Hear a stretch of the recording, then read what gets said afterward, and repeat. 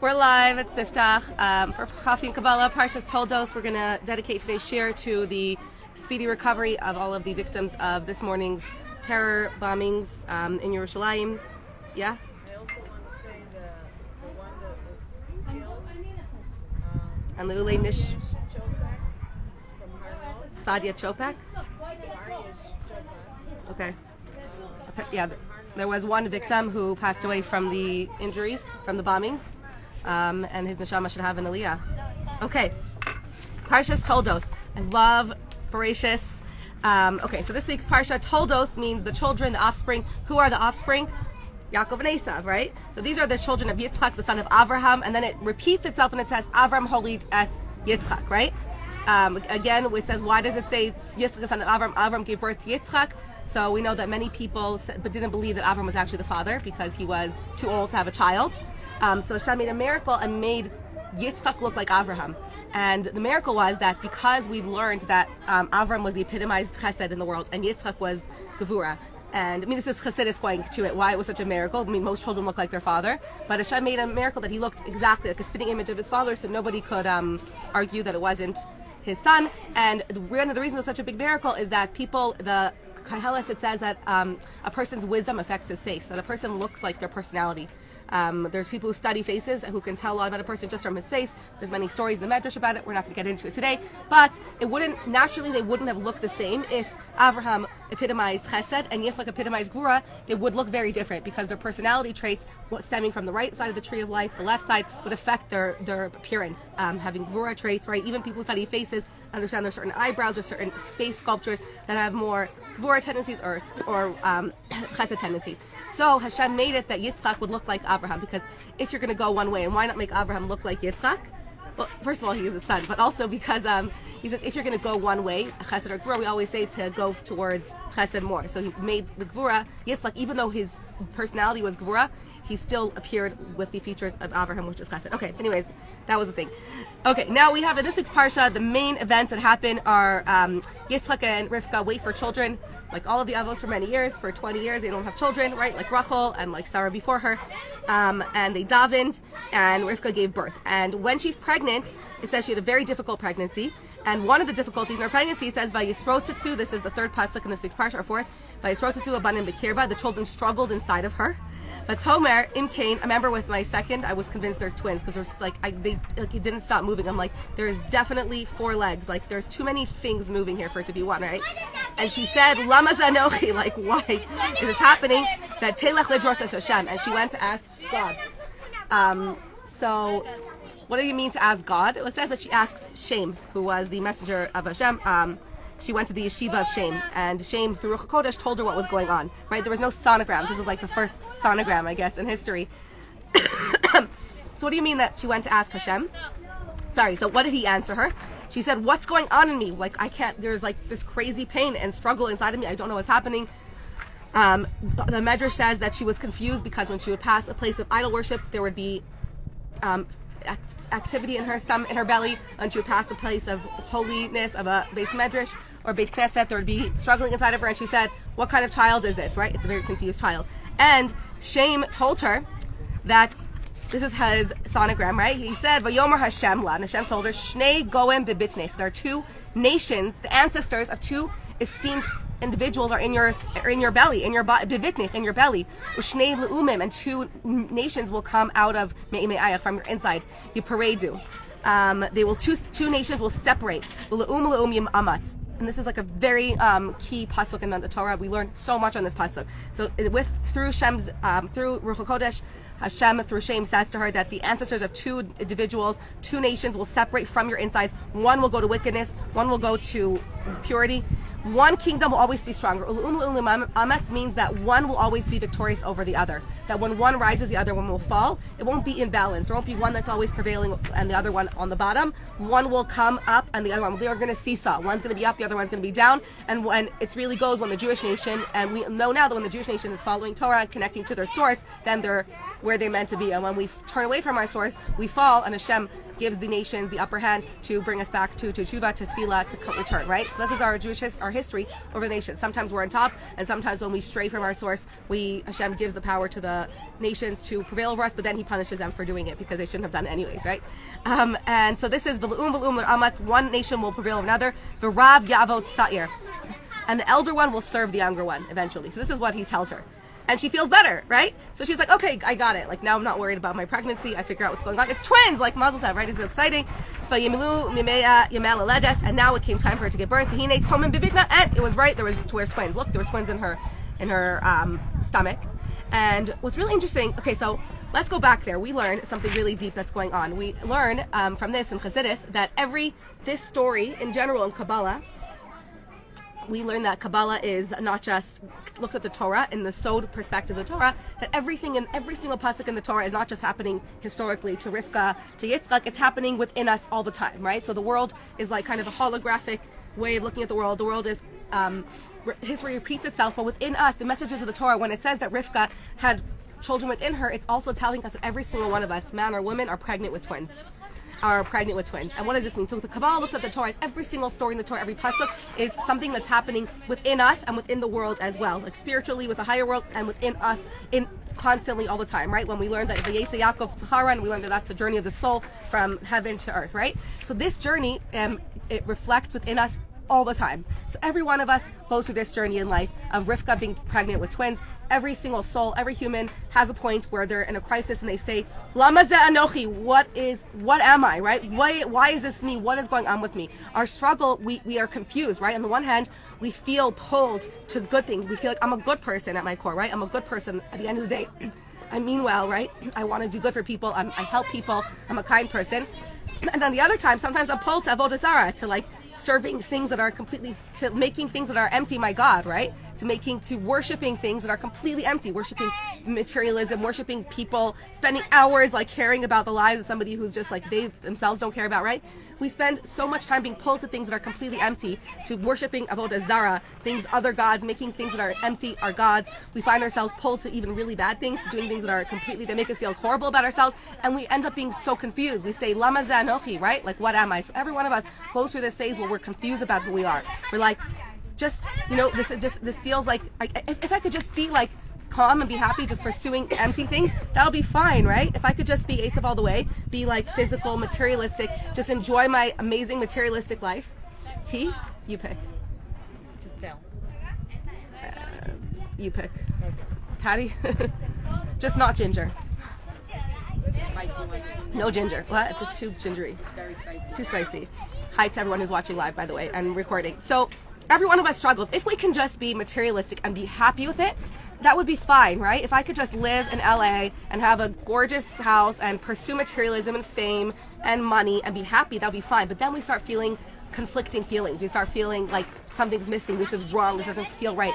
What's going on within me? Why am I so unhappy if I'm pursuing materialism? What's missing? Why do I feel like this is wrong or not bad for having materialistic things, but why do I feel like a life of materialism is just not talking to me? So we feel this conflict, this inner struggle. So Shnei, when we say like that there's what it's like our two inner children struggling inside of us.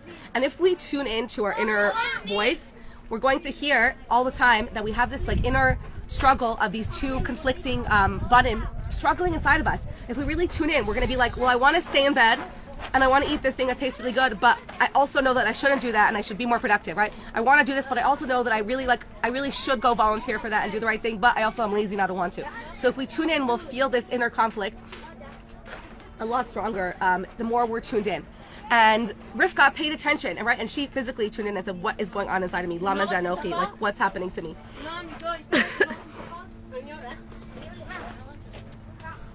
What's the words? How does it translate? Lama ze anochi? I'm curious to see. She said, why did I want this? Why did I pray for this? Like, to be pregnant, if this is what pregnancy is, like, why did I even want this, right? So we reach a point where we're just like, what do I want? And then if we're like holy, and we're like, well, let me live a spiritual life. Why am I so pulled to materialism? Why do I keep messing up and doing things that are wrong? Why do I do bad things? Why am I pulled to avodah zarah? And not just materialism, even to evil. Like, why do I mess up and do bad things, right? All of us do bad things. Why did I do that, right? Why did I say that? So we were left with this conflict that eats us up. Ask them to close the music. Thanks. There's just so much stimulation right now. Okay, so it's interesting that all she needs is not to be freed from the struggle. She doesn't need to be told healed. She is not looking for healing. What she's looking is for answers. And actually Tanya, which the founder of Tanya, the Yutas Kislev is when the Alter Rebbe who wrote Tanya came out of prison. It's coming up. The basis of Tanya and the beginning of Tanya begins by saying that the answer to all of life's questions is by knowing that we're pregnant with twins. And literally it says that know that there's not just one soul in your body, but you're pregnant, you're constantly housing two opposing souls within you. And that is the source of all of your struggles in life, all of your conflict. And we don't need to fix it. We just need to be aware of it. And the awareness of that struggle already makes us feel better. It's like you're nothing wrong with you. You're not somebody who's pulled in different directions. You're not a two-faced person. You're not somebody who's pretending to be holy, but really you're just a materialistic person who likes nice things and likes to enjoy life. You're not somebody who messes up and everyone else is perfect and keeping Torah and you're messing up. But you're human, you're normal. God created you pregnant with twins. So as soon as Rivka was like, oh, this pregnancy is not what I expected because I have twins inside of me, she already felt better and took that with her. And then she was like, oh great, it was twins. And that makes sense now. So when we understand and we accept that this is how we were created and God created us intentionally, so not by mistake, it's not by mistake that we have this two conflicting souls inside of us. We are each born, we learn in Alter Rebbe, the premise of Tanya is that there's two souls, not just one soul. We have one godly soul, the divine soul, the Yaakov Avinu that we're pregnant with, and we have one Esav. We have an animalistic soul, animal-like soul, which is human-like really. The natural human-like, primitive soul that just wants to survive, enjoy life, and do things that are fun and easy. So that's the two souls, and when we know that Hashem made us with those, and not only that, Hashem first gives us the animal soul. Apple cider. Yum. And you eat it at the end. Yum. Thank you. Cheers to Siftach. Hosting. Be careful. Oh yes, sorry, sheets. I'm sorry I was late. No problem, I was late too. So when we have this awareness and we go through Tanya, we understand, we learn more about each of the souls and what we spend the first 8 chapters just understanding the nature of the two different souls, so I can't get into it today, but it's 8 chapters of Tanya. We should start a Tanya class with Yutas Kislev this year, Bezrat Hashem. But for now, just in short, we have one soul that always wants to be better, to do the right thing, to be altruistic, to be selfless, to give everyone everything. And then we have another soul that wants to do what feels good for us. And because of that, when we know that we're created and we're pregnant with those twins, when we understand that and the more we're aware of it, it should give us a sense of not being confused and not feeling what's going on with me and struggling with it, but rather than saying, this is the way I was meant to be, and there's a reason for that. And through that, we'll discover that reason, hopefully through the rest of the Parsha. So this story reflects within everyone's being pregnant with twins. And that was it. So Rivka gives birth to twins, and one loved to sit and learn Torah, and the other one was red and hairy and liked to hunt in the field. And he tricked his father. The only mitzvah he did was Chabad of aim, and he would hunt for his father and prepare him good meals, and he'd pretend that he's really holy, and you'd ask him really intelligent questions, right? That's the story that we know. The main saga drama in this week's Parsha, right? In this is the blessings, right? It's like getting old. Hashem made him blind, it says, so that he wouldn't have to be in pain seeing the wicked ways of Esav, the woman he took, the Avodah Zarah that he did with them, right? And Yitzchak he realizes it's coming time for him to die soon, and he wants to bless his children before he dies, but Esav is the Bechor. Before that, we have this really unusual story. It's the weirdest thing, and I keep thinking about it. We have this weird story where Avram passes away, right? And for the Shiva, Yaakov makes a big pot of lentil soup, and Yitzchak comes home from hunting, and he's starving, and he says, give me that soup, and he pours it down, and Yaakov says, no, it's for the Shiva, and he says, I want that red soup. It says, the red soup. And it's just so unusual to me that this is in the Torah, because, again, we have very little of the lives of our avos, especially about, even Esav, right? We have very little about him. We have some things about him, but, why do we have to know what soup they ate for the Shiva? What flavor soup, what color the soup was, and that Esav wanted it. Obviously, the story is very pivotal because we learn that Yaakov bought the Bechoras, the firstborn rights from Esav in exchange for the soup. He said, give me the Bechor. I was looking into see Meforshim of what the deeper meaning of the soup is. And Chassidus says a little bit, he says that the red soup represents materialism. Red, when food is red, it actually tastes better when you add color to food. Specifically red makes food more appetizing. So let's say I make an eggplant salad, I put red peppers in it just to make it appetizing. So color affects the food. So we learn that red is the source of Esav, which is the source of Gvura. In the colors of the spheros, red is Gvura, fire, right, strength, and it's also the color of Mars, which is the blood like the star of like, you know, all that represents Esav, like blood, war, right, hunting and all of that, the god of hunting and war. So there's a lot of redness. So it's like Esav was saying, give me, all I care about is red and red. I just want materialism. I just want gevura. And he was the epitome of taking that gevura from Yitzhak, right? Because we learned that Yitzhak was gevura, and his gevura was manifested into Esav with taking gevura to the negative place. And so it was like the epitome of like negative gevura. And he's like, I don't care about, it's not like I'm eating the lentil soup with inside. I understand that there's sparks in it, which was presented by Bechor being like the source of everything, or like the higher sparks in it. I just care about the materialism. I don't really care about the sparks. And Yaakov says, fine, so give me the sparks to elevate. You're the Bechor, which is, I didn't really go so much into the Chassidut, but he basically said, like, you give me the spiritual chayas, the spiritual sustenance that's in everything, and you just take the physicality. And they split it that way, right? And we actually learn that, I think it's later on when they met and made up, when in Parshas Vayetze Vayishlach Malachim, when they made up after Yaakov got married and had children, I think it's Parshas Vayishlach, and they then divided up. And again, it says there that they divided, and Esav took like domain over the materialistic, like just the coarse things, and Yaakov took like the spirituality and the sparks. They divided it between them. They divided the months. They divided everything between them. They divided the months of the years, right? So we have different months. We're going to get into Kislev soon, but like which months are under the rule of Esav and which months are under the rule of Yaakov. Anyways, I'm digressing. I'm diverting. Okay, let's get back. So the lentil soup I thought was really interesting. So there he buys the firstborn rights, but then Yitzchak still said, Esav's my firstborn, I want to give him the blessings. And Rivka hears about this. She says, that's not going to happen. Not on my watch. Esav's a bad guy. We don't want him to get the power. The blessings hold a lot of power in them. So a little bit just before that, before the blessing, there's an interesting, we mentioned this a little bit last week. So we have this little bit of, first we have that Yaakov, so we have the story of the lentil soup. After the lentil soup story, we have, there's another famine in Eretz Yisrael, right? The famines are always to get us to move to where we need to go to, which is really amazing to know that when something bad happens, just to realize that, like, if we have to go somewhere else for food or for sustenance, if God forbid someone loses their job or loses their place, right? It happened because you were meant to go somewhere else, because there's something for you there. And that's actually where they got the blessing. So this is where they met Avimelech. So they go to this land of the Plishtim, Gerar. They say, don't go down to Mitzrayim, right? Go to where I tell you. So where does Yitzchak go? They go to Gerar. Again, the history repeats itself. He says to Rivka, tell them you're my sister. I love it. It's like, we're just friends. It's like the first, like, we're just friends. She's nothing, right?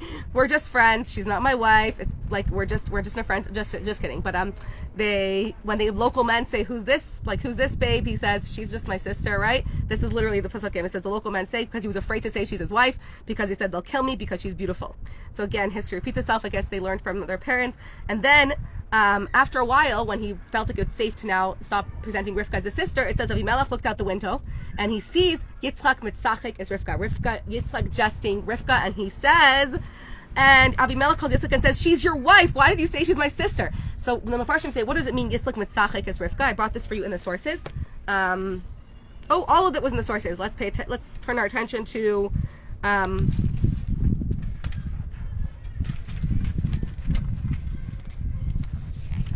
that's the one source I didn't bring. That he says, so why would the Mefarshim say, why? Because he's laughing with his, why can he laugh with his sister who says they're married? So the Mefarshim say that when he says he was laughing with his sister, he was being intimate with her. And he saw from his window that he was being intimate with her. And that why does it say, and it's a euphemism for being intimate, right? And the Torah never says being intimate. It says he knew her, right? It says the other nice words, he came to her. Here it says that he jested with her. It also says a similar term. So we actually, there's a lot about the word Yitzchak. Yitzchak's name is Yitzchak, and we have them laughing together. So we're going to hopefully get into. Let me stop right here and tell us that we learn here a lot about we speak a lot about Yitzchak and Rivka's marriage, and we learn that their marriage was on a very deep level, and that laughter specifically, and why does it choose to use the word laughter here specifically, that he was jesting with her? Obviously there's being flirtatious, but why does it you choose the word jesting here and not one of the other euphemisms that Torah uses? So we actually learn that laughter comes from a very deep place. Chassidus and Kabbalah says the laughter comes from a place even higher than Chachma, and it's specifically from a relationship like Yitzchak's, which came not from love, from Ava, but it came from Gvura, which is a selfless love. So we learned that there's two different ways to love. You can love from Ava, which is just wanting to love, someone who loves love, who wants to be loved and loved, which has a certain sense of self. It's like, I love you, right? And there's an I in the present. The more love is about how it makes me feel. So love that comes from just someone who loves to love is more of a selfless love, a selfish love, or a love that includes myself. I love you is a very selfish thing to say. It's like, I love you. You make me feel whole. You make my life complete. And then we learn that there's a selfless love that comes from Gvura. Gvura, in general, chesed is an outward expression. It's like, and Gvura is an inward expression. It's a tzimtzum. It's moving aside to make space for another person. So Gvura is a love that comes from moving myself aside to fully accept and have another person as they are without any sense of myself in the way. I'm not loving because I love love. I'm loving because I'm in awe of this person and I just want to love them and be with them as the way that they are, right? The way I can make them happy. Gvura is about seeing the recipient, and Ava is a lot more about seeing the self. We're not speaking about Avram and Yitzchak here. So we learned that when a love that comes from Yitzchak, specifically from a Yitzchak who's a Pachad Yitzchak, right? The fear or the awe, that's a love that has no me in it. So it's not I love you, it's just you I love. It's about the other person and how I can be there for them. And it's a love that has a lot of respect. When love doesn't have respect within it or boundaries, or it's not mitigated by Gvura, that love is consuming. It's a love that could be even what's the word? It's when someone says like, but I loved her, right? I love her, so that's why I smothered her with love and kisses. It's like squeezing your kid when they're like, stop, right? And other people might say that's not love, that's self-love, right? Sometimes out of love, we do things that hurt other people, when really we just we love because we feel like we love, so we want to do this to them. When meanwhile the child or the person is saying like, I don't like this, right? But love, that's an expression of what I feel, is a much more selfish love. But when love is not what I feel, but rather where there's a lot of boundaries and it's about respect and saying, well, what do you need and how do you feel loved? That's a true love, and that love leads to laughter, and that laughter is the highest source. It's the level that laughter that breaks all boundaries. Laughter, we learn that laughter allows like even all of the boundaries that we have, all of the fighting. Someone might be in the middle of a fight. I always bring this example, and then like we're in the worst fight. I'm so angry, nothing will make me not angry, but like my husband will say a joke and I just laugh, and then I can't be angry anymore. Like, right, I can't stop laughing. He's like, I see you smiling, and I'm like, I'm not smiling, and that's it. Like, laughter breaks anger. Laughter, more than shalom and everything, laughter just takes you. And how does it do that? It takes you just above everything, and you're no longer under the clutches of anger. You've risen to a really high place of just being like above the clutches of the he said, she said, and all of the clutches of those emotions. So laughter really does take you to a very high place. It comes from the infinite. It comes from Ein Sof. So when you can have that laughter relationship, when you could bring humor, but humor coming from a very deep place, not making fun of a situation, but just understanding. So we'll get more into laughter as we go along in this week's Parsha about what makes something laugh. But we also, when we say Pachad Yitzchak, it says that the fear will turn into laughter in the end. Okay, that's a little bit about who Yitzchak was and what laughter comes from, and Gvura and all of that. Okay, so he says, why didn't you tell me? I could have married her, and I would have died because of you, right? Because he knows what happened with the other people who tried to marry the wives of the tzaddikim, right? So Avimelech and told everyone, anyone touches this man or his wife, they're going to be put to death. So he protects them. Okay, now we have the Parsha continues, and we have this really interesting where we don't know that much about Yitzchak. It says Yitzchak married Rivka. All we know about them is that since then is that they had children finally. This happens after they had children, but in the Torah, but it's a time. The timeline is like this is going back in time before they actually had children.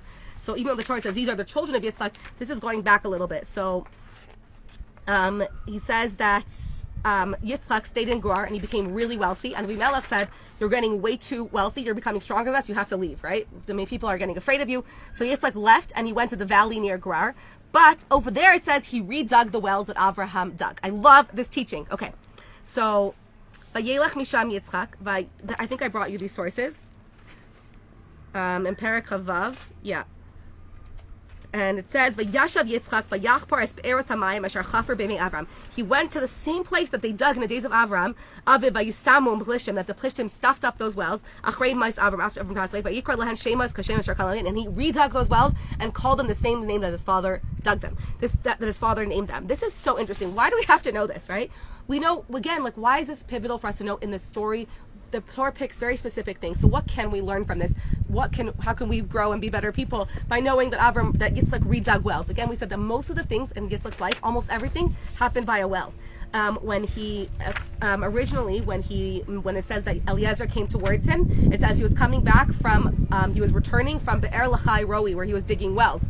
Where did Eliezer find Rivka? By a well, right? And next week's parsha, we're going to speak about the wells of marriage, because again, Yaakov will meet Rachel by his love of his life by a well too. So we'll talk about them there. But here in this week's parsha, we see that Yitzchak's essence is directly connected to wells and digging wells. Everything in Yitzchak's life almost has to do with wells. So we have over here, I want you to see how many psukim dedicated to Yitzchak digging wells. We have from Pasuk Yudches, Vayach Paras Be'eretz Hamayim, right? Where I read that one to you. Pasuk Yutes, it says again that they went forward and they looked for more wells. 3 wells weren't enough, right? Like 3 wells of water. It says they went in the Nachal and they found another well. Then they went and they found another well, Vayach Paru, and then the Plishtim said, hey, that's our well. They fought over it, so they said, okay, you can have it. They went and dug another well. And then Vayirivu Gam Aleha, and they fought over that well too. Vayikra Shema Sitna, and they called it Sitna, harassment.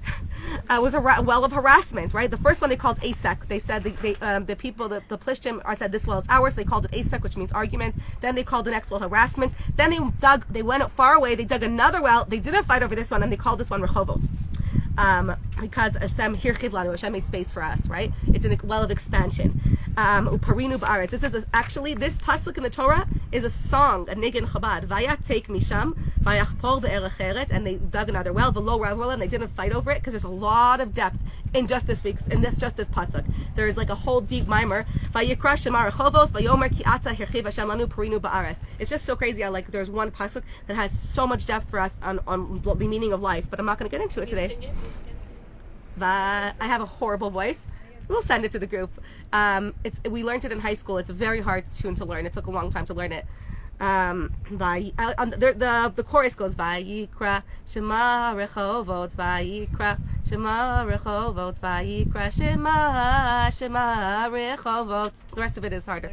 But it's just funny that this is a thing. Anyways, this is really interesting. Vayal Misham Beersheva. Okay, so that's the 6th well they dug, right? 3 wells of his father he dug up. Then they dug 3 more wells in this valley. They didn't fight over the 3rd one, Rehovot. Then they go up to Beersheva. Now, Beersheva is a place where Avraham and Avimelech before him, the preacher made a promise to not bother each other and not to infringe on each other's territory. So, and they called it Beersheva because they made a promise. So he goes there.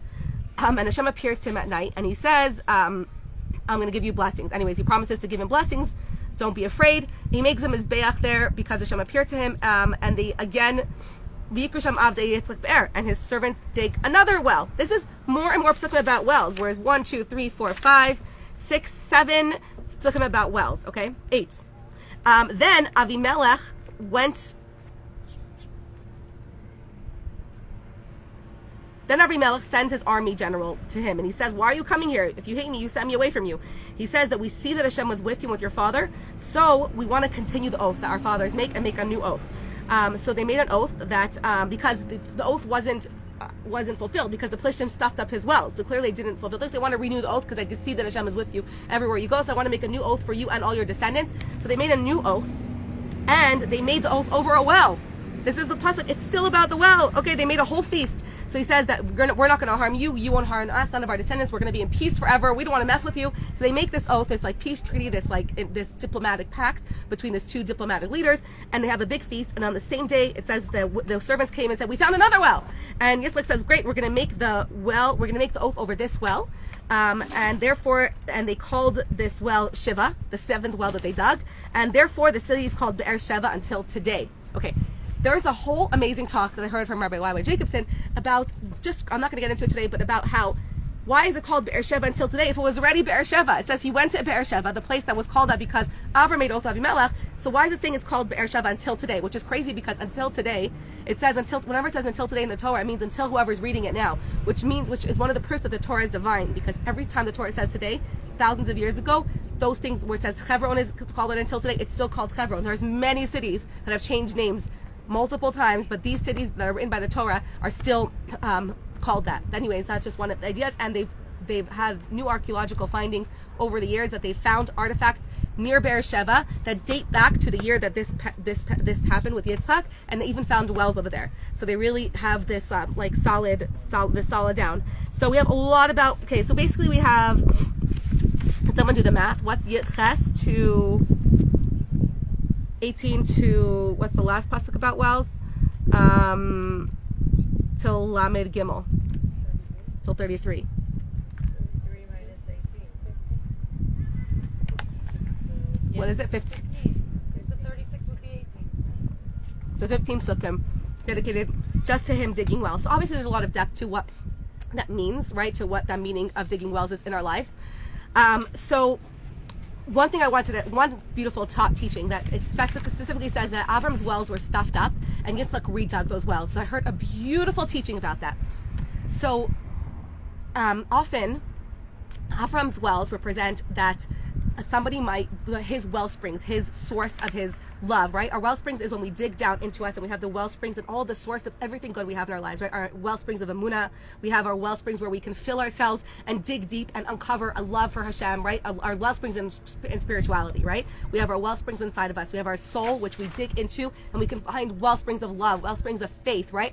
Every time we go through a challenge, we uncover more and more well springs of this faith, this power, this koach, this Emunah that we have, bitachon, right? So Avram, when it's spiritually what it means, again, we're looking at this Torah as every one of us, we have our fathers, right? We may have a father that dug, let's say it this way, Yitzchak, so Avram's well springs represent his reservoir, his well springs of tremendous faith he had in Hashem, right? He was the protagonist of monotheism in the world, right? So Avram had this tremendous faith in Hashem, but Yitzchak recognized that we has to redig Avram's wells that were stuffed up. And what that means is that many of us might be living today, we might be living we might be nourishing our faith and our Judaism with the well springs that our fathers dug, that our parents dug for us. And when we have children, they're nourished from our well springs, right? We have our faith and we pass it over to them. We teach them about Hashem and that Hashem is with us all the time, but we shouldn't be afraid. This boy is too cute. And that we are nourishing our children. And there comes a point in the child's life, right? And we should give that to our children, and we should nourish them with our well springs and pour that and nourish them what they can through example, through them seeing that we are not afraid, that we have Emunah in Hashem, that we say, don't worry, Hashem will help us, right? That Hashem is in charge of everything. Hashem is with us all the time, right? Hashem is everywhere. Hashem is inside of us. And our children will hopefully get that from our well springs. But there comes a point where we need to empower our children to dig their own wells, because there comes a point where even the most deep of well springs, like the wells of Avraham Avinu that he dug, right, his reservoirs of Emunah, his reservoirs of connection to Hashem, are not enough to sustain our children. Because we learn that even the wells of Avraham Avinu, the father, even if your parents were the greatest people and they raised you in the best home, that's not necessarily enough for you to be sustained and nourished forever, right? Even Avraham Avinu's wells were stuffed up.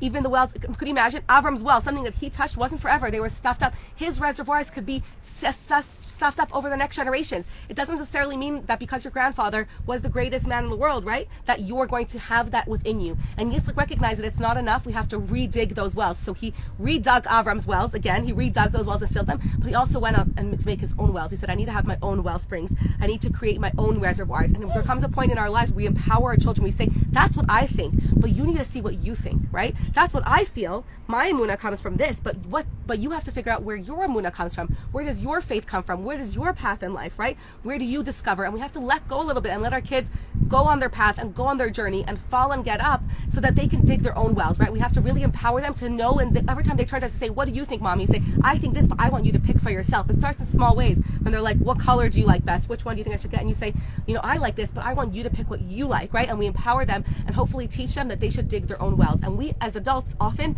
we rely on our home that we grew up in, our communities, the well springs that we were given to fuel us to stay from. But that doesn't work forever. There's going to be a point where that's not enough anymore, where we go through struggles in life, where our parents nourishing us with love for Hashem is not going to be enough for me to continue to be firm in the face of so much struggles. If everyone around me isn't doing it, or if I'm struggling so much with faith, it's like, why should I daven, right? We need to dig our own wells. We need to dig really deep. We need to go to my soul and do some soul searching and dig wells and reservoirs and fill those with water and nourish those and find more meaning, right? If we're finding that I don't have don't even know why I'm doing this. That's what we need to stop and learn. We need to stop. Some of us it's learning, some of us it's connecting through nigunim, through for bring-ins, through emotions, through mentors, through inspirational people, talking through it with people. Every one of us needs to work really hard to dig our own reservoirs. It doesn't mean that because your well is dry, your well is one dry, that, oh, this means I shouldn't serve God anymore. It means you got to dig more wells. You got to nourish your well. You have to keep digging at it and keep nourishing your emunah, because emunah does run dry, right? Even though we, at our core of our souls, we have a water. A well means that the water is already there, right? It's not new water you have to bring in. The emunah is there. Every Jew is born with a soul that loves Hashem, that has a natural love for Hashem, but we need to keep digging it because it could get stuffed up. So the emunah doesn't go away, right? The water never leaves, but it does get covered up with dirt, because there's dirt in the world that will cover up that natural emunah and reservoir that we have. So we have to sometimes peel back the layers of dirt that we've accumulated over our life, the garbage in our lives, physically, right? That we've accumulated the garbage, and like emotional garbage that we've subscribed to, emotional things that we've like taken upon ourselves, beliefs that we've taken upon ourselves. We have to just filter away and take away some of that garbage and get back to the core and redig those wells that are already there within us, and not just be nourished from our father's wells, from our mother's wells, from our community. And I think that applies to every one of us. I think each one of us has a certain part of our like lifestyle, and the reason that we do things the way we do and continue things is because like the way my parents did it. Like I love Shabbos because my parents did it that way, and that's great, but we need to get to a point where we're digging within ourselves, where we have our own reservoirs of wells within us as well. So Yitzchak understood that, and that's the beauty of so much about Yitzchak. And now here is where it gets amazing. It doesn't say that Avram's well lasted forever. Avram's wells were Be'er Sheva, right? So when it says that Be'er Sheva was called because Yitzchak named it Be'er Sheva, the seventh well, and not because it was called Be'er Sheva because Avram made the oath previously already called it Be'er Sheva with Avimelech, right? Many of the commentaries have huge problems with this. Some of them say that there's two different cities, because it doesn't even make sense. Like, but it says if he went to Be'er Sheva, right? It doesn't say there's different cities. So there's many explanations about it. And one of the commentaries says that it was the same city, but the reason that it lasted until today, the reason that Be'er Sheva, the whole city, he named the well Sheva, not the city. Yitzchak named that seventh well that he dug the well of the seventh, because it was the seventh well that he dug. And the whole city adopted that name until this very day, thousands of years later, until today, because it came from Yitzchak. And Yitzchak's love and Yitzchak's well springs, digging deep, came from Gevura, which is a much more lasting type of effect than Ava only. And we need that's really what I wanted to learn, that we have to really learn to bring more Gevura. Gevura has less of myself and what I feel, and more of an awe and a respect, and more of moving myself aside in its symptom. So if we want a relationship that's going to be forever, it has to be less about what I love and like me loving the person as I want to love, and stopping and putting myself aside and making space and saying, how does this person want to be loved? That's a love that lasts, right? A love that's going to be forever until this day comes from moving myself aside, of Gevura, of going inwards, making space, or just like Gevura goes inwards. That's what a well is. It's not bringing water from above or from outside. It's just going inwards to what's already there and uncovering what's very deep and there. So that's a little bit about well digging and how that has to do with Gevura. In general, there's two ways to approach things. If there's a problem in my life, I can approach it in the chesed way, which is like, even in therapy, there's like the solution focused therapy. We're going to talk about this in Hanukkah really soon with Hillel and Shammai, because Hillel is chesed, Shammai is Gevura. But in short, chesed is dealing with the problem by bringing outside things, and Gevura would deal with the problem by digging deep to getting to the root of the problem, like digging a well and getting to the core of the problem, which is a longer process, but it lasts. The results are longer lasting, because if you just deal with the symptoms, if I'm having a fight, right, and I'm just dealing with the symptoms, and I'm not getting to the root of the problem, then I may have done it in a chesed way, like brought more light, right? Been like, let's say my child's really upset, and I'm just like, this is amazing, everything's good, here's a snack, here's a candy, right? And make him feel better. The problem's not going to go away, right? It's not long lasting. That's a chesed way of dealing with it. That's like a well that gets stuffed up again later, right? It's not going to last. But if I go to the root of it and say, what are you feeling? Let's see where you're feeling it in your body, and try to get to the root of where it's coming from, and take that time and patience to do it the Yitzchak way, then that well is going to be forever, because I've gone to the root of it and gone to the source. So that's a Gevura way of dealing with things. So in this week's Parsha, we learned that even though when we err, when the way we treat another person should always be with chesed. If we don't know if it's chesed or Gevura, sometimes we need chocheach to chesed misacha, but if we're unsure, we should have chesed.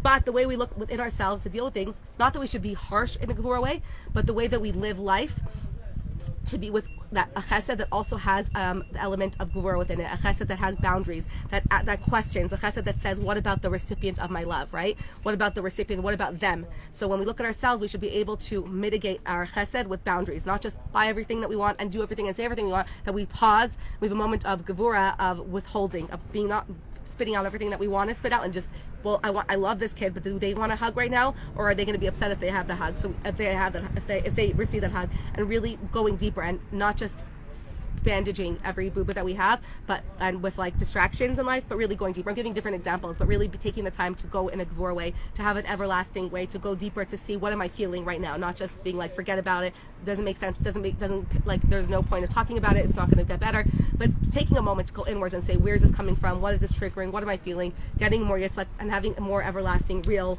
results coming from that. Okay, so we talked about the birth of the twins and how every one of us is pregnant with twins within us, and we're constantly having the two opposing forces within us, the struggle within us, and how the awareness of that really helps us throughout all the struggles. Just being aware of that we're pregnant with twins, just like it helped Rivka with that awareness. We spoke about a little bit about the lentil soup and how that was the selling of the Bechoros, and then we went to the Yitzhak digging wells and the story of Avimelech. So Yitzhak dug wells, Avimelech almost took Sarah, right? They have that peace treaty. Then over there she davens for Avimelech, and then that's when she really got pregnant and had the kids. Okay. Then now we're skipping to where Yitzhak is getting old. It says, Esav was 40 years old when he married 2 women, and their idol worship tormented Yitzhak and Rivka, so Hashem made him blind so he wouldn't have to see it, and now he wants to give the brachos. Now we have the famous story of the blessings. I need to wear this furry sweater just for this story, then I'll take it off because it's hot here.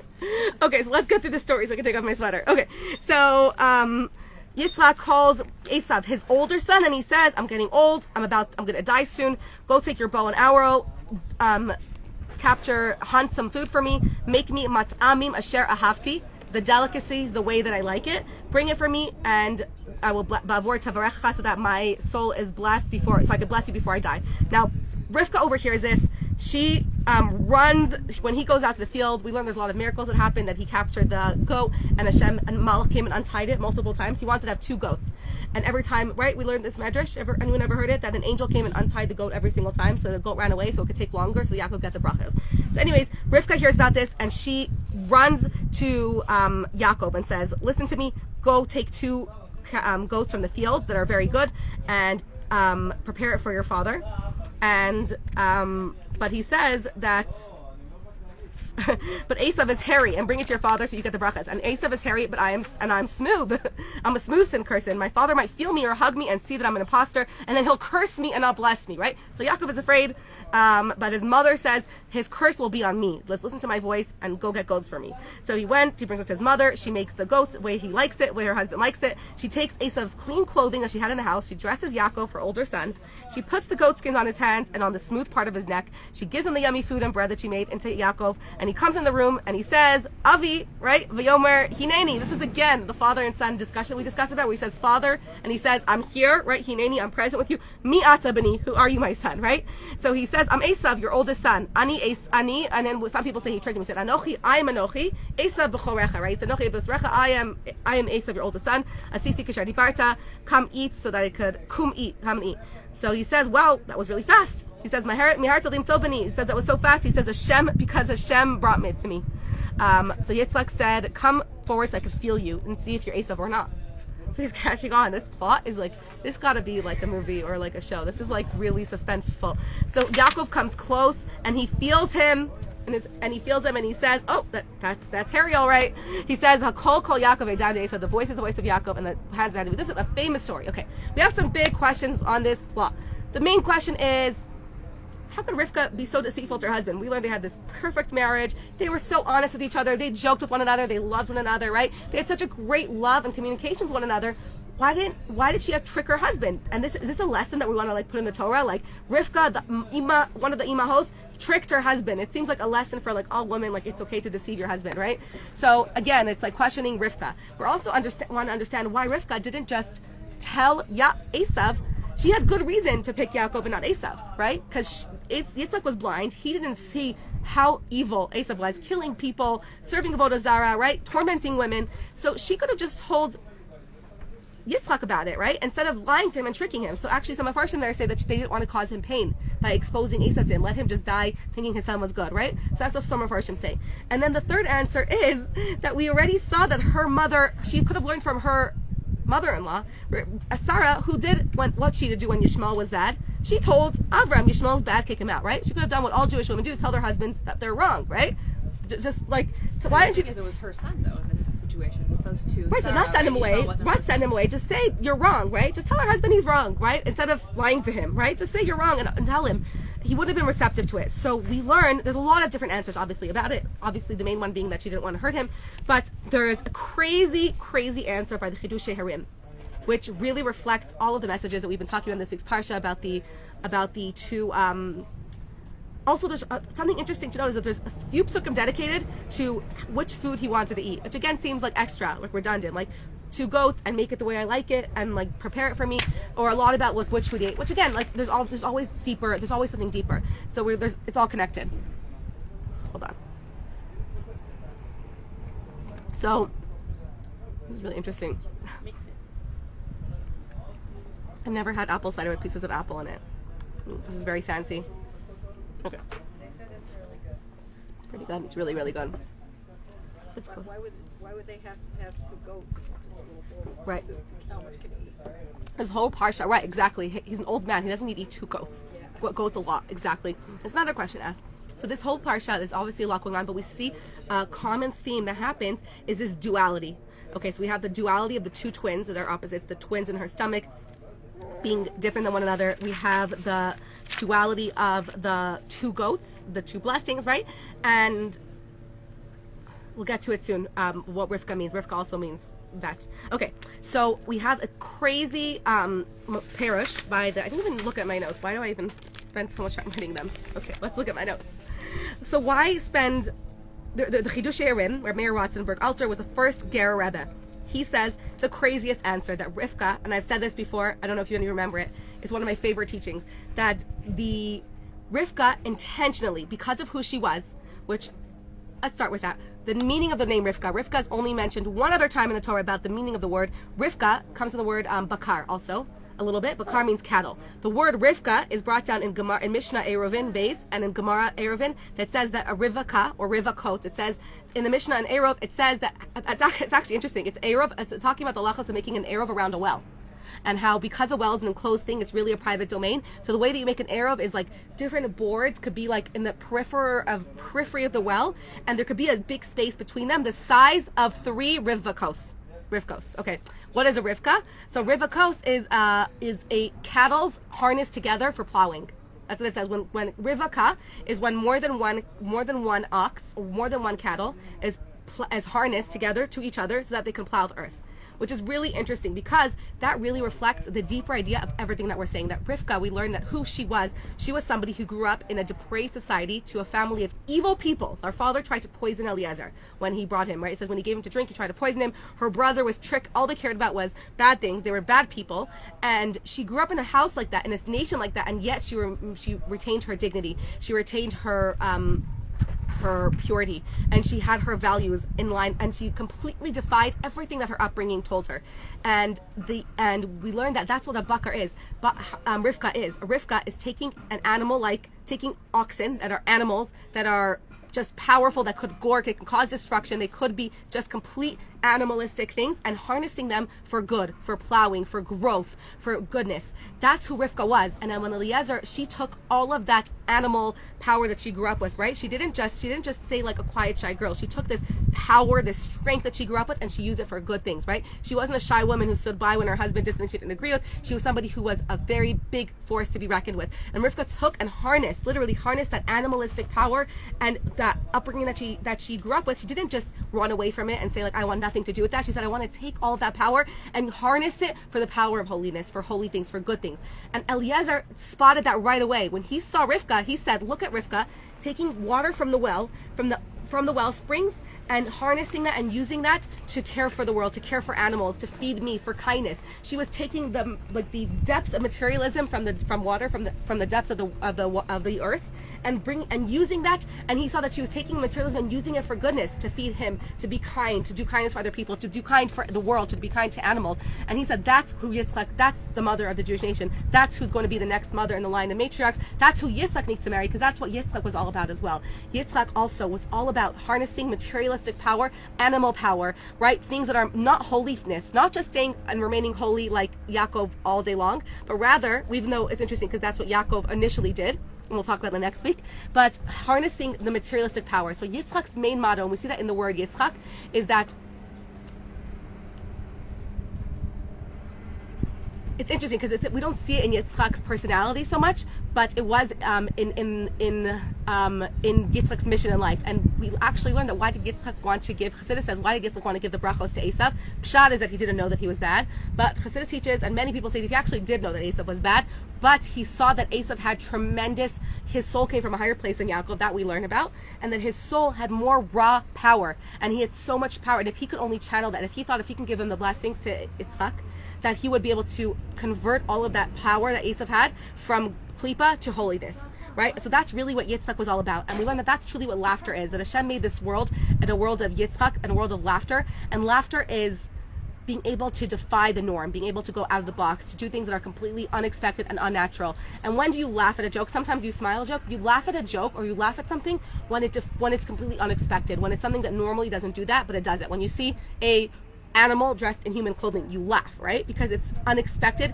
It's defying the natural order of what animals do. When you see a human baby dressed like a baby, you don't laugh, right? But if you see a baby dressed in adult clothing with like a hat and a beard, you laugh because, not because adult clothing are funny, but because there's opposites conforming. It's something doing something that it shouldn't naturally be doing. And when you see an adult dressed like a baby with a pacifier, you also laugh because it's not something that you're expecting. It's not something that it should be doing. And we learn that the true laughter in our world is the fact that we, as physical human beings who are pregnant with twins, who have an Esav soul inside of us, we are born with a drive and a passion for things that are bad for us, for things that are materialistic, for things that might even be forbidden.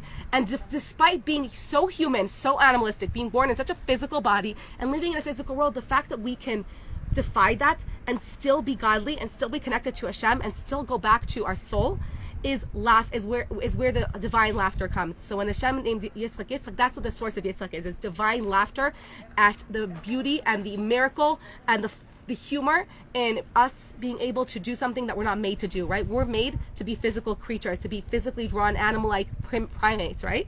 But we defy that every single day, every moment of the time that we choose to go above our selfish desires and we do something for another person, even though it's hard for us. When I put myself aside for a human being, when I put myself aside for the greater good, for the world, every time I do that, that's laughter, that's joy. So in Yitzchak, when Eliezer sees Rivka putting herself aside and everything, a little girl to bring water to camels, he says that's Yitzchak, that's laughable, that's what joy is, that's true joy. It's seeing something do something that it shouldn't be able to do. When you see like a little baby talking, right, or like saying things, you're like, that's joyful, because it shouldn't be able to do that. We shouldn't be able to rise the way that we do all the time, to go beyond our nature, to go beyond our animalistic tendencies. So that's why Rivka and Yitzchak were a perfect match for one another. So Rivka, again, is cattle being harnessed. It's our the physical cattle, the power of the animal soul being harnessed for goodness, for plowing, for growing.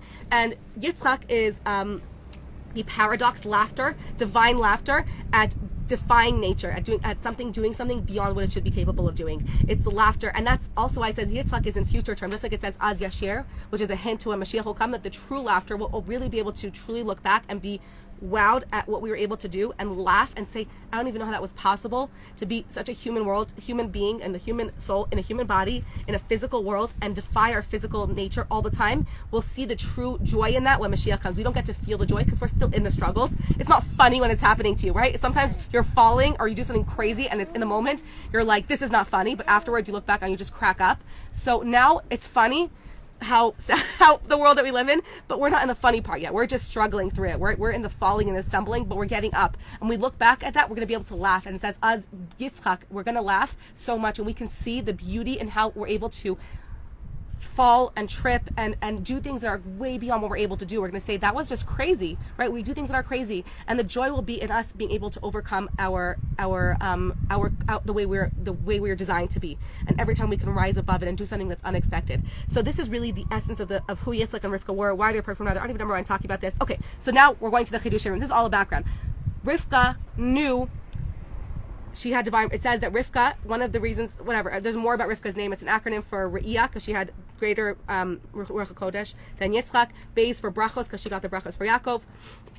Kuf for Katzti B'chayai because she said that she told Yaakov, go find a daughter from my family, not from the non-Jewish woman here, because Katzti B'chayai, my wife will be like, I'll discuss it with them.